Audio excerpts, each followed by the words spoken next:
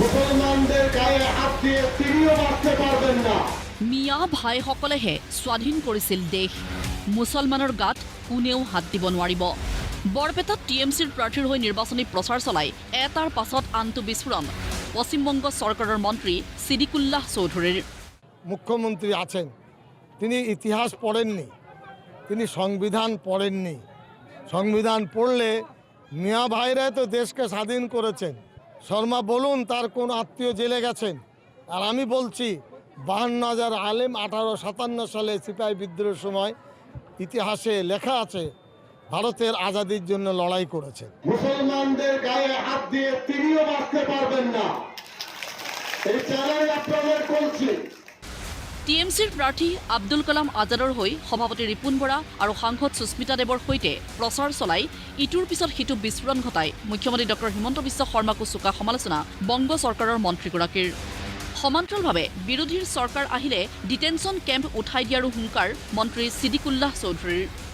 Detention camp থাকবে না, নাগৰিকত্বেৰ প্ৰশ্ন নিয়ে আমৰা কোনোভাবে নাগৰিকত্বকে এই ইস্যুকে ওই জলে ফেলে দেবো ব্ৰহ্মপুত্ৰে। টিএমচিয়ে হুংকাৰ দিয়াৰ সময়তেই বিজেপিৰ বিৰুদ্ধে বৰপেটাত সৰব হৈছে কংগ্ৰেছ। কংগ্ৰেছ প্ৰাৰ্থী দিব্যায়নৰ হৈ প্ৰচাৰ সভাত অংশগ্ৰহণ কৰি গৌৰৱ গগৈৰ অভিযোগ, বিজেপিৰ একাংশ মন্ত্ৰীয়ে গুণ্ডা বাউন্সাৰৰ দৰে কাম কৰিছে।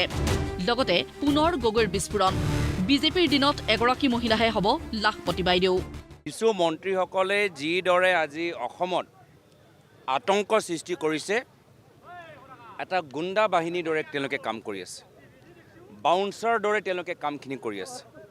আজি কিছু মন্ত্ৰীসকল যি আজি নেতৃত্বত লৈ আছে, তেওঁলোকে মন্ত্ৰী হিচাপে নহয়, বাউন্সাৰ আৰু গুণ্ডাৰ দৰে আজি অসমৰ ৰাইজৰ মাজত আতংক সৃষ্টি কৰিছে। মুখ্যমন্ত্ৰী হিমন্ত বিশ্ব শৰ্মা হয় মুখ্যমন্ত্ৰী হৈ থাকে, এগৰাকী মহিলাহে, বিশেষ মহিলাহে লখপতি বাইদেউ হৈ থাকিব।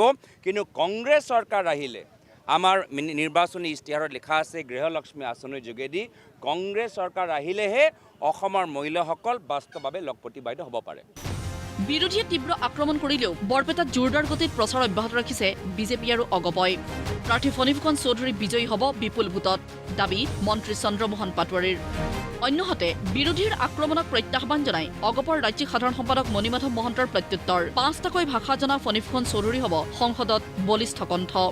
যথেষ্টখিনি ভাল পোৱা গৈছে এই ক্ষেত্ৰত, আৰু ৰাইজে এইবাৰ বৰপেটা সমষ্টিত আমাৰ মিত্ৰজোঁটৰ প্ৰাৰ্থী ফণীভূষণ চৌধুৰী ডাঙৰীয়াক হাতীৰ চিনত বিপুল ভোটত জয়যুক্ত কৰিব বুলি আমি সম্পূৰ্ণ আশাবাদী। ফণীভূষণ চৌধুৰী ৰাজনীতিলৈ অহাৰ আগত এজন শিক্ষক আছে। তেওঁ ইংৰাজীও ক'ব জানে, হিন্দীও ক'ব জানে, বঙালীও ক'ব জানে, আৰু আমাৰ অসমীয়া ভাষাও বড়ো ভাষাও সম্পূৰ্ণৰূপে ক'ব পাৰে।